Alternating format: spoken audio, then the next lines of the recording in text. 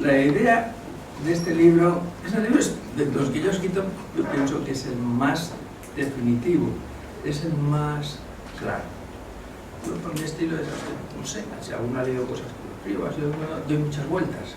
Generalmente es por miedo, porque creo que a las personas no se les puede hablar directamente, de política no se puede hablar directamente, porque creo que las personas no estamos muy capacitados por la política, tenemos muchas cosas muy negativas y hablar de política es algo muy delicado, porque podemos enseguida molestar.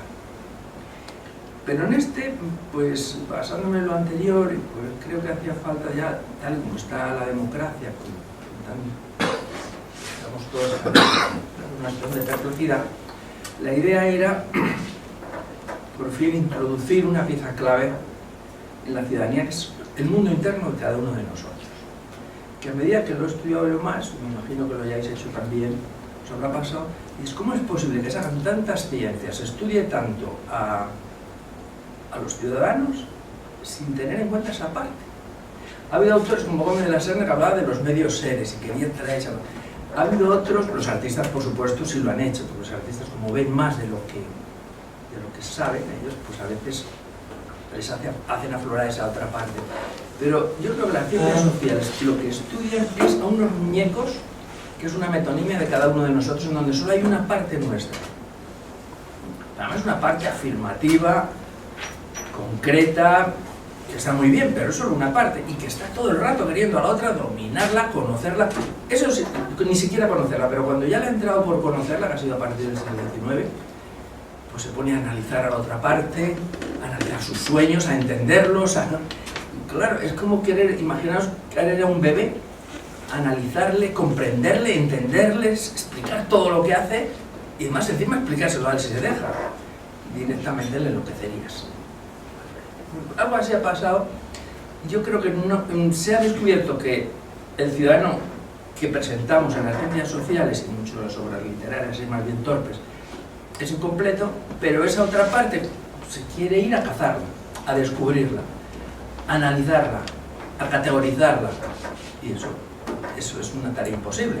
Entonces, ¿qué se hace con ello? Pues bueno, sufrirla, aguantarla, que no nos moleste mucho, estudiarla si uno está muy neurótico, si uno tiene un problema grave en el comportamiento. Entonces uno va a un técnico en esa parte del ser humano y dice, oye, ayúdame a que me entere. Bueno, yo creo que estamos en el momento que eso va a explotar, porque como la democracia ya se ha quedado exánime, pues va a tener que abrirse a esto. Y hoy la crítica a la democracia, que es fortísima, no es para destruirla, como pasó en el siglo XX, que venían los antidemócratas a preparar el camino a los dictadores y a los caballos que entrasen en los parlamentos. No.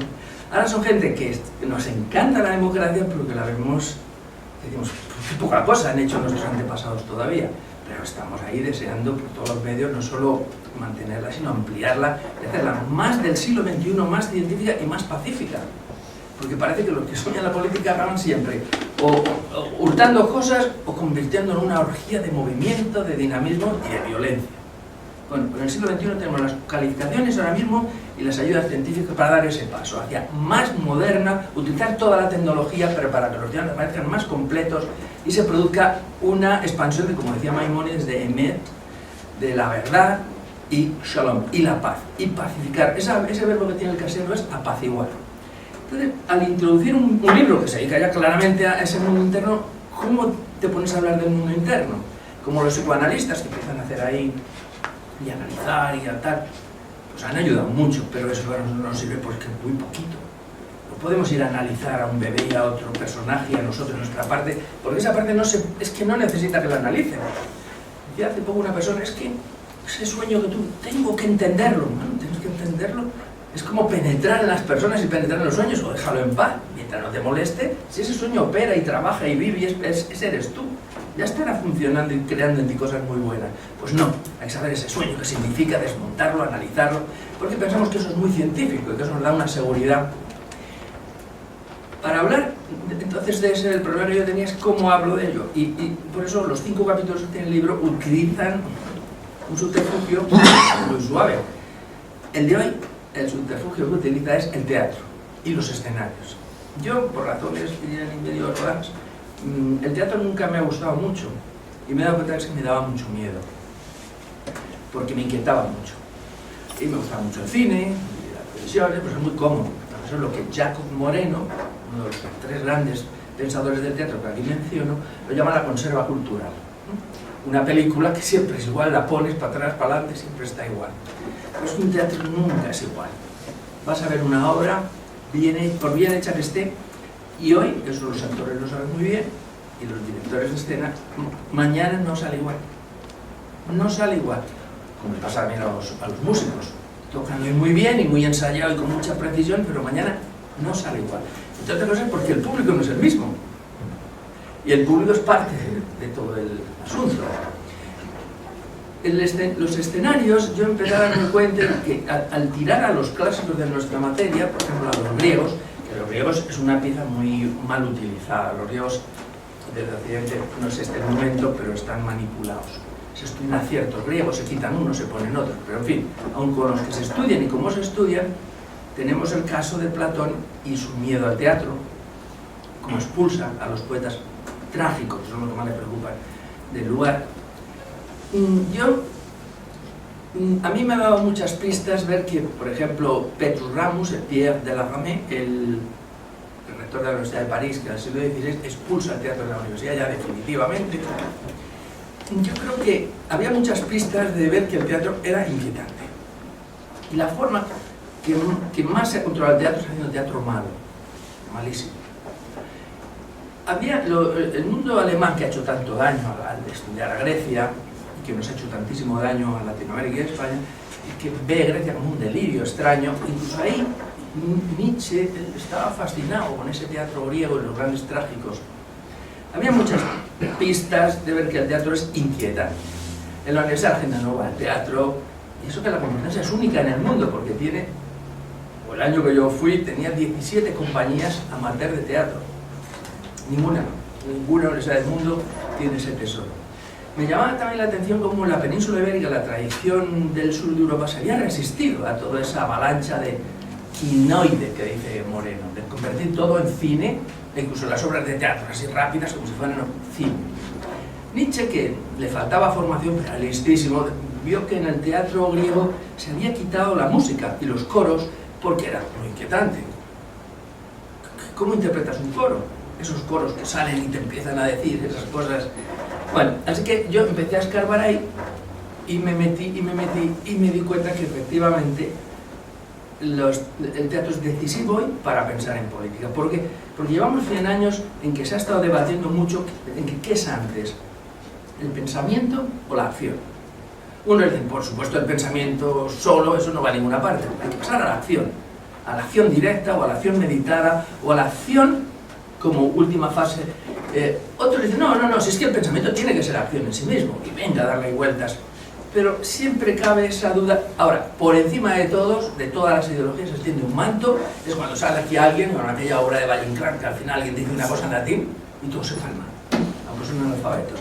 Cuando alguien dice, en principio era la palabra, empieza la cuestión de la palabra, y después el logos, y después la dialéctica, y la dialógica, y la otra dialéctica, y venga a sofisticarla, a complejizarla, a mantenerla, a ponerle de aquí y de allá, pero toda esa orgía en realidad lo que oculta es que hay una cosa que el teatro no renuncia ahí y todo lo demás, y es que antes que la palabra, eso lo dice Jacob Moreno también, antes que la palabra, cuando se funda el universo, hay un creador.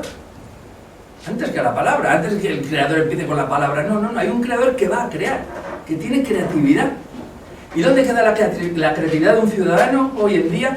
Cuando, por mucho que le influyan sus padres, sus maestros, la vida, las condiciones de todo tipo, sociológicas o ambientales, llega a un punto que tiene que hacer su vida y tiene que crear, porque la vida de lo que yo estoy haciendo aquí hoy, por mucho que la haya tenido que ensayar y preparar esta intervención, por mucho que lo hubiera hecho, lo tengo que crear. Y en ese momento, ese punto cero, eso es algo del ser humano imprescindible, esencial en la política. No es un canto a la improvisación, no, viva la preparación, la exactitud, la medida y los protocolos. Como cuando tocas el piano tienes que esperar horas y horas y horas, una exactitud, pero el día que te plantas con el auditorio, tienes que creer. Y entre otras cosas que el auditorio, como dice Moreno, o otros grandes directores, la gente que pasa por la calle no es el auditorio. La gente que entra en el teatro son personas que pasan por la calle y que se van a convertir en una parte del teatro. Y de ahí que lo primero que hay que hacer, dice Cantor, Tadeusz Kantor, lo primero que hay que hacer es convertir a los que pasan por la calle y se meten en el teatro, a convertirles en espectadores, en parte de la obra. Los tramoyistas, los que hablan, los que callan. Así que empecé a rascar y utilicé tres, que veréis en el trabajo, aparecen tres figuras. Uno es Peter Brook, director británico, que empezó con 17 años dirigiendo ya la Shakespearean Royal Company, magnífico. Y el otro, Tadeusz Kantor, otro teórico que es un director polaco que también ha revolucionado el teatro. Claro, cuando ves el teatro de estos señores, lo que yo poco que he visto, dices, amo el teatro, pero es que eso no se ve nunca. El teatro bueno, genuino.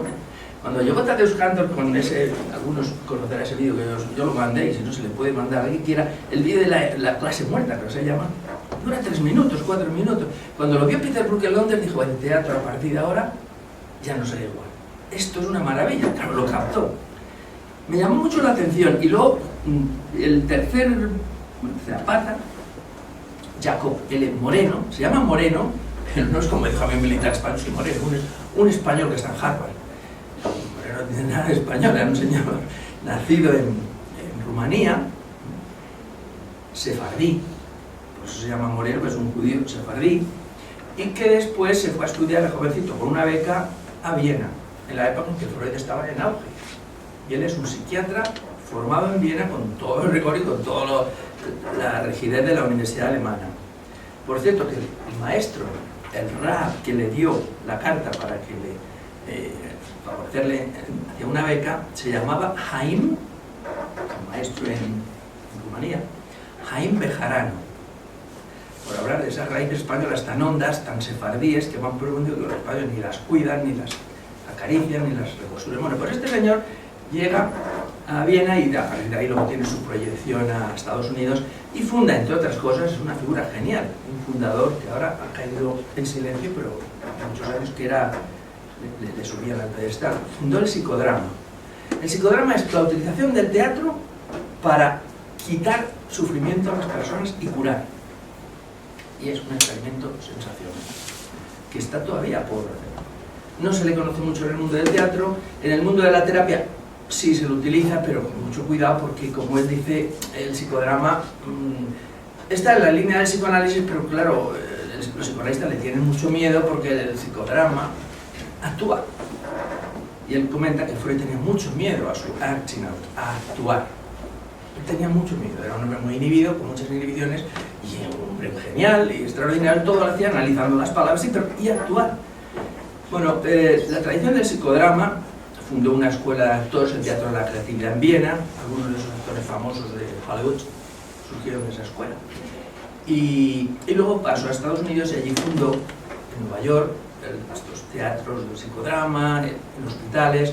Hoy día, el psicodrama pues es una fuerza importantísima en el campo de la terapia, pero está por explotar. Y en el campo de la enseñanza no se le ha hecho mucho caso.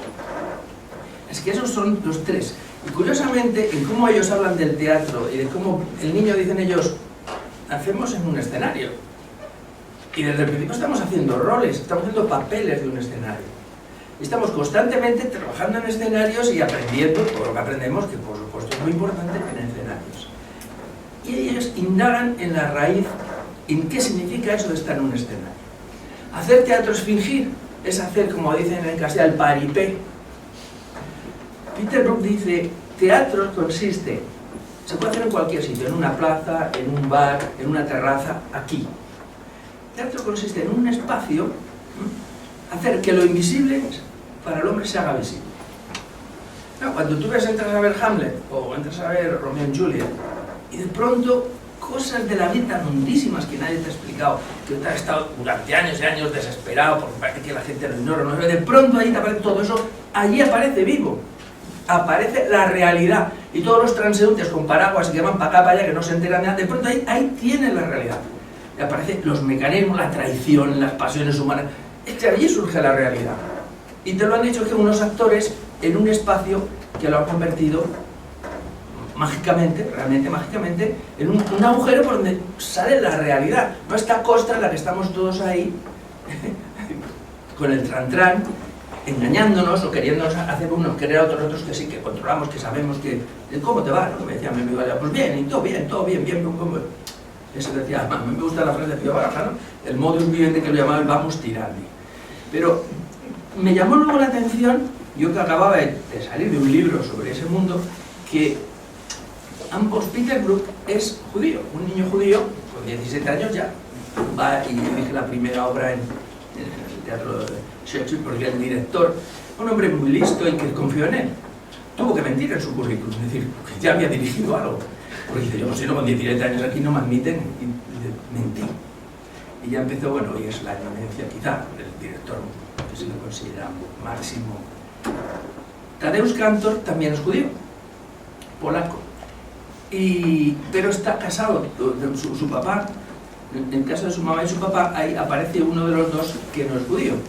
Es un hombre que él tuvo sus dudas, pero al final pues también... Entonces son una confrontación entre dos personajes judíos de distintas Honduras y por último Moreno, un sefardí. Ese mundo a mí me ha dado mucho juego en la teoría política, ver el mundo del norte, el mundo de Askenaz, el mundo alemán y el mundo de Sefarad, con proyección a Latinoamérica, que son dos tradiciones profundísimas y que cuando se tocan saltan chispas que generan cosas muy profundas. Y ahora mira por donde en el teatro me aparecía eso, en pleno siglo XX, otra vez esos chispazos. Y empecé a indagar, como sabéis, el capítulo de Julieta y Ofelia, empecé a indagar pues en los escenarios corpóreos de la vida. En el teatro me ha parecido como una pieza importantísima para poder pensar, como no nos deja el pensamiento, que lo que necesita es palabras, textos, para luego enseguida echarse a analizarlas, a descomponerlas, a desmontarlas. Cosa necesaria, pero que se deja fuera de la acción política y de la vida componentes a los que no llega. El teatro es uno de esos portillos que a mí me ha servido mucho para acceder a elementos vertiginosos de la vida que sí se puede llegar por el teatro. Y veréis, no voy a seguir mucho para que si habéis leído el texto que podamos hablar, que el teatro ahí, por ejemplo, es muy importante el silencio. Ya los rectores lo decían. En el teatro lo importante no es las palabras, porque hay dos visiones del teatro. Se cree que las teatros son, una obra de teatro es el conjunto, un monumento de palabras que se plantan ahí, que bien escrita está. Y para otros no. Para otros en el teatro es muy importante los silencios y colocar ahí las palabras. Desde luego la música es fundamental. Y hoy estaba yo yendo en el desayuno, estaba mi mujer y yo desayunando, y oigo una obra de Chopin, era claro, ahorita, y me quedé. Digo, ¿qué toca? Porque Chopin lo tocan muchos, muy bien, súper bien, porque hay muchos pianistas que son prestidigitadores con los dedos. Pero aquello era distinto. Aquello era una cosa maravillosamente tocada de técnica, pero es que iba más allá. Sonaba como una obra de un polaco, que son los que verdaderamente entienden a Chopin, pero que además era más que polaco. O sea, este era más polaco que polaco, como si a través de ser polaco hubiera llevado otra vida en la que él era súper polaco. Y empecé a que, hasta el punto que nos quedamos, digo, ¿este quién es? Tiene que ser muy bien. Claro, era un pianista chileno, ha fallecido Claudio Arrao. Un maravilloso pianista que yo de jovencito le veía aquí en España, y muy bueno, después los pedantes, ¿no? No sabe las cosas mal. Bueno, a veces un poquito anticuado, un maestro sensacional. Es una de las glorias del piano, pero maestro, no de que mueva los deditos, haga las cosas bien y se sepa las partituras. Es un maestro. Aquello que salía de esa partitura iba más allá de lo que te podías imaginar. ¿Lo puso ahí Chopin? Seguro que sí. Ni siquiera él sabía que lo estaba poniendo. ¿Pero quién lo saca de ahí? Casi nadie. Casi nadie. Como cuando se leen los libros de los maestros. Bueno, pues con el teatro pasa igual. Un teatro te saca de la vida unas cosas y los silencios son importantísimos. Un actor que no sabe estar en silencio... Es que además yo creo que los actores viven en el silencio, aunque les toque luego mucho hablar. Es otra visión de la vida. Ya no es la visión de las presencias, las palabras, el análisis. A ver, habla para que te analice. No, es que antes de yo, que lo que diga, tengo que dar el paso de crear mi propia individualidad. Los alumnos se equivocan mucho cuando dicen, es que el individualismo, qué horrible y tal. Se meten con el liberalismo, como saben, todo así en retahíla. Pero en realidad el individualismo no es que tú te vuelvas, te encapsules y seas un individuo y escupas a la comunidad y te digas yo. Bueno, es un tipo de trastorno casi mental, ¿no? Pero el individualismo es que tú tengas las suficientes raíces en tu base biográfica, personal, y en todos tus trabajos y tus días, y un buen día, cuando te toque hacer cosas, tengas arrestos, criterios y capacidad para decir, yo ahora creo mi vida. Y tengas esa creatividad. Y ese es el verdadero individualismo. Y te puedes crear, aunque te equivoques, pero puedes recrear. Y no, pues como ahora vivimos, que casi todo viene protocolizado. Todos son pues repeticiones y mucho miedo a salirte de la piedad. Eso, por supuesto, yo por eso menciono a los griegos. Los griegos es un pueblo muy religioso, sobre todo en la piedad. Cuidado con los dioses, no molestar a los dioses, hacer siempre entregas a los dioses de la mejor parte del animal, que llamaban hecatombes. Y me dio la pista, y aquí me voy a parar enseguida, la cultura griega, que es la que intoxica muchas veces a Occidente, porque es muy fascinante, pero es una cultura que no tiene mundo interno. El mundo interno solo vive a través de las proyecciones. Como hoy, que mucha gente, como no tiene mundo interno, todo el día en la calle, el jiji, jaja, y moviéndose, no tiene mundo interno, para entrar en contacto con su mundo necesita pantallas, tiene que estar muchas horas con pantallas, entonces ahí puede manejarse con su mundo interno como proyección. Si les quitan las pantallas se moriría. Pues en el caso de los griegos también, sus pantallas son sus mitos, sus historias, pero esas obras de teatro que empiezan como una fiesta religiosa, como los carnavales, empiezan ahí que van un grupo de gente, montaban un altarcillo a Dionisio, y cuando los cantantes, los actores, que eran uno o dos, se cansaban, tenían que respirar o beber agua, entonces la gente empezaba a cantar y bailar también, para hacer rellenar eso. Así empieza esa fiesta, y al final se va posando en la ciudad extramuros en lo que va a ser el teatro. Que el teatro era un templo con un templecito para Dioniso, alrededor se ponía la orquesta, todavía en inglés se dice así, orquesta, el papel de butacas, y después aparecían los protagonistas con máscaras, porque así un actor podía hacer 3 papeles, era más económico. A mí me hubiera matado, porque yo soy más bien del oído. Yo a mí es todavía cuando veo una película y empiezo esta voz, pero si este es el que dobla al otro, ya no me puedo concentrar. Y si este es este actor, y es que son las que te ponen, pero les da igual. Ya como el oído no cuenta, bueno, pues ellos ponían la máscara, bastante incómoda, con un agujero personal, ¿no? Ahí había el concepto de persona, para sonar. Y el mismo personaje hacía 2 o 3, pero el coro que venía, entraba siempre por la izquierda, y salía por la derecha del coro, no llevaba máscaras. Es más, si tú estás en un coro y te pones máscaras, como las máscaras de Venecia, en los carnavales, te das más personalidad. El coro es una cosa muy honda, muy profunda y casi enloquecedora en eso, por si te metes en un coro, porque el coro no tiene máscaras. Entraba el coro bailando y cantando por la izquierda, y al final ya, que era cuando indicaba que la obra se había terminado, hacía el Éxodus. Pero a mí, por eso me interesa tanto la cultura judía, la historia comienza con el Éxodus, cuando acaba la tragedia. Y por eso creo que son complementarias las dos.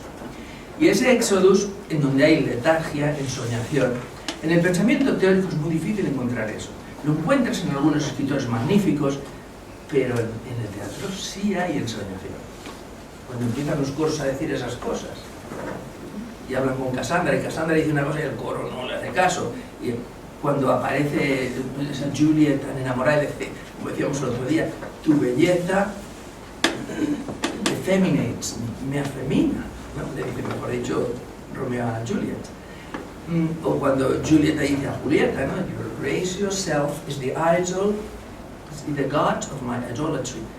Los personajes en el teatro, como dice muy bien Peter Brook, actúan en trance. Los actores dicen más de lo que saben. Están en trance, porque un actor tiene que hablar con todo su ser. Y ahí nos salimos de la política esta, de las ideologías, de la sociedad vigilante. Donde la gente se piensa que tiene un yo que controla hasta sus sueños, y se va al psicólogo para controlar mejor a sus sueños y poner todo en orden lo que hay dentro. En el teatro, el verdadero buenos actores, llega un momento, muchos momentos de la representación, en que están actuando en trance. Están actuando, como le dice Don Quijote a Sancho, has dicho más de lo que sabes.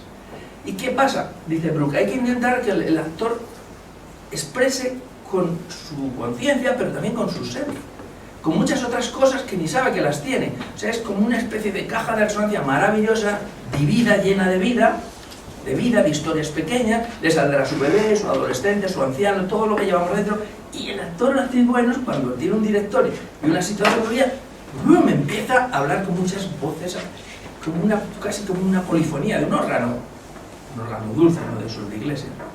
Así que yo creo que ahí nos abre un agujero. Ese es el tipo de ciudadanía. Claro, por eso hay que tener en cuenta que las escuelas griegas estaban donde, en el centro de la ciudad, allí bien metidas, entre pedruscos, donde no había mujeres.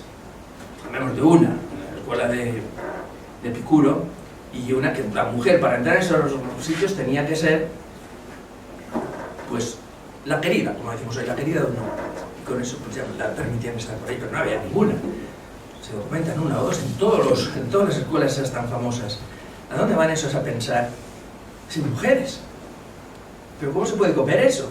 ¿Pero cómo se puede hablar todas estas la dialéctica, el pensamiento griego? Y mira que el pensamiento alemán romántico, y dale con la dialéctica, incluso personas como Horkheimer, Adorno o los fascistas, y la dialéctica, y la parte de la retórica.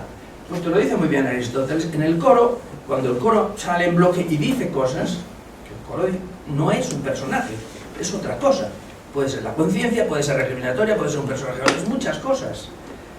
Cuando el coro habla, a veces se divide, y dice una parte del coro, dice una estrofa. Y la otra parte contesta con una antistrofa. Decía Aristóteles, que mira que son un poco chabacano, pero es un notario y todo con una precisión, dice, no, es que dialéctica y retórica es como estrofa y antistrofa, no se pueden separar. Pues venga, la filosofía vigilante las separa. Se queda con una parte del coro, la otra parte la quita, va a lo que va, y monta un monumento de teoría política que ha acabado en la sociedad vigilante y en estas ideologías tan, ya ni son enloquecedoras, porque nos ha dejado a la gente en la perplejidad. No sabe ni a dónde ir. Y creo que es el momento de recuperar, no de quitar lo que tenemos. Yo creo que la gente está muy bien que tenga una ideología. Para empezar, bueno, cuando viene una clase de yo soy más algo que bien, por lo menos ya tienes algo para empezar. Pues bueno, o liberal, pero eso no, con eso no vas a ninguna parte, a entender el siglo XXI. Y creo que el teatro es magnífico en eso, porque sí lo reconstruye. Y esa idea de que el teatro lo podemos montar en cualquier sitio.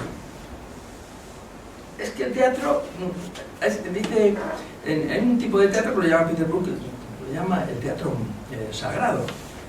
Y es verdad, todas las religiones montan teatro.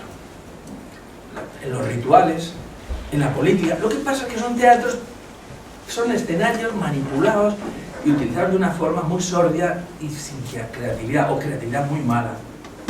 Los montajes, los desfiles, las procesiones. Anda que no utilizan los componentes del teatro, pero les falta la esencia del teatro. Una procesión no es teatro, en mi opinión. Un desfile militar no es teatro. Utilizan ingredientes propios del teatro, pero no tiene la esencia del teatro, siempre buscando la verdad pacíficamente y desmontar esas tinieblas, encontrar, expandir el espíritu humano, la inteligencia, y con mucho trabajo, porque los buenos actores tienen que trabajar muchísimo. Y esto es la fascinación que a mí me dio cuando encontré que la Complutense es la única universidad del mundo, y yo he oído estas muchas, he oído de otras, que tiene 15 o 16 compañías.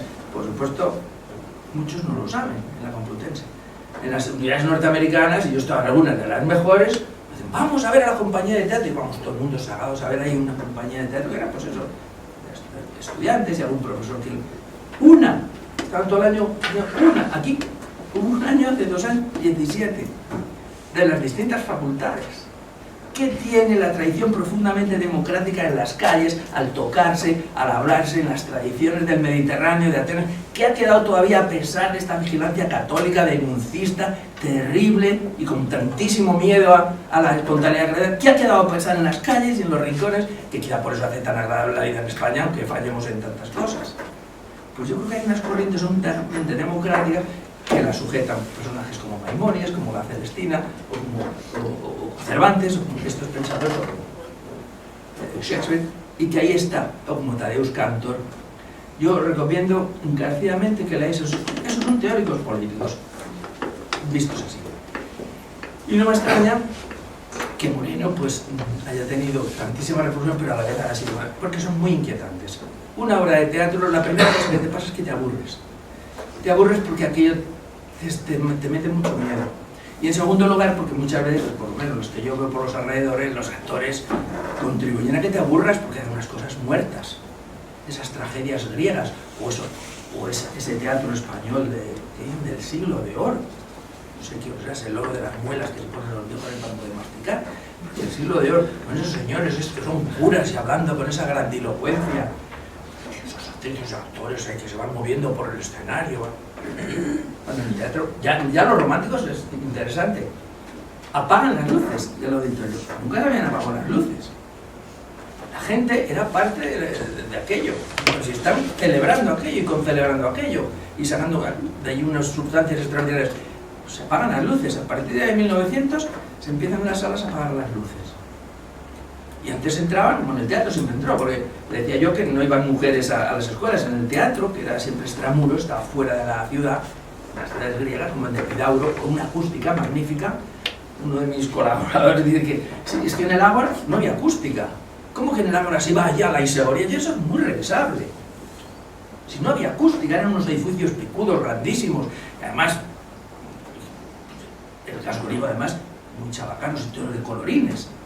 Pero toda esa tergiversación de los filólogos alemanes nos han hecho a los del Mediterráneo, nos han dado una versión que le han cogido en Estados Unidos los calvinistas, y te hablan de una Grecia que no conocen, porque Grecia es profundamente mediterránea. Y esa idea de salir como el Jaime, de salir al Pansar, saliendo al claro del bosque, yo no claro del bosque, en Grecia, en Castilla o en Andalucía vamos al claro del bosque. Tenemos la suerte de una luminosidad maravillosa y unos olores de un Mediterráneo con una temperatura siempre con esa cultura tan rica y esa medicina tan extraordinaria.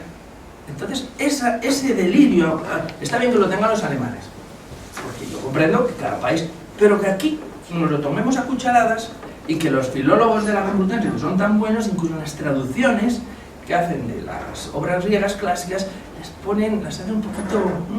Hemos encontrado que en la UNAM de México hubo en México algunos traductores magníficos que han sido más valientes y nos han dejado arrastrar por esos afeites que le dan.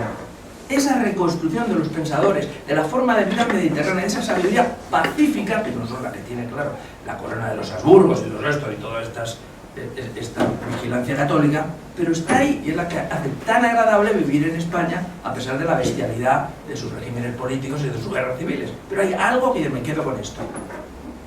Y esto tenemos que ir a investigarlo yendo a estas fuentes. Y desde luego Peter Brook o Tadeusz Kantor, cuando en Tadeusz Kantor sale esa clase muerta, que es, bueno, es que hay que verlo, ¿no? Y creo que el teatro, aguantar, no ese teatro que vemos aquí en los teatros de aquí, que eso es espantoso. Esa es la mejor forma, es como ahora, el otro día pongo la radio y estaban recitando el Quijote. Un niño con una boca templada, y pues no sé cuántos, y dijo, oye, tal. Y de otro, y una señora surrealista, ya sé que estaba detrás, es lo siguiente, y si viene otro niño, quita esa, y sigue leyendo. O sea, estaban leyendo el Quijote a trocitos.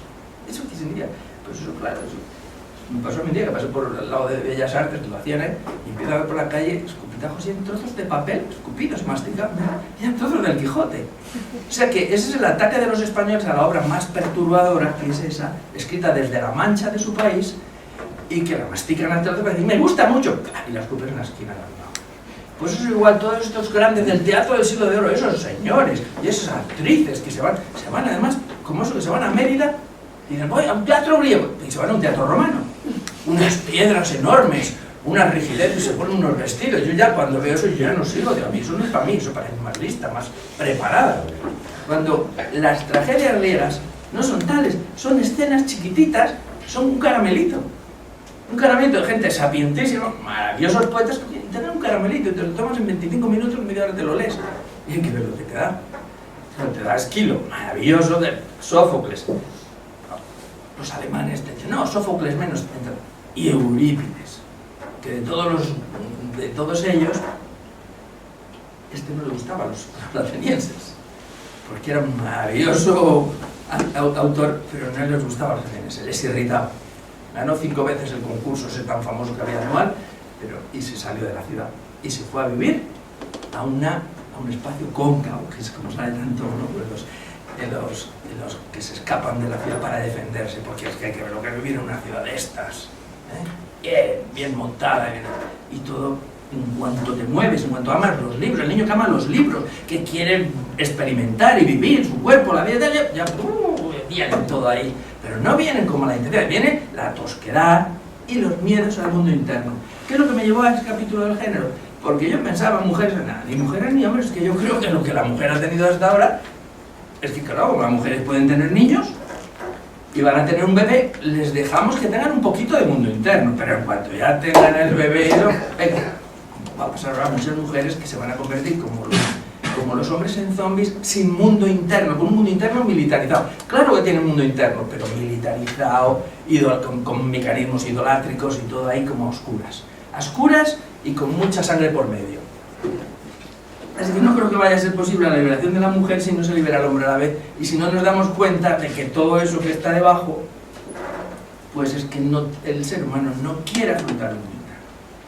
Yo a mis alumnos son peligrosísimos, les hablo con un cuidado y toco un poquito y me retiro, porque como les toques eso, te meten unas coces, ahí no toques. Hábleme usted de las evoluciones, de las revoluciones y mucha historia.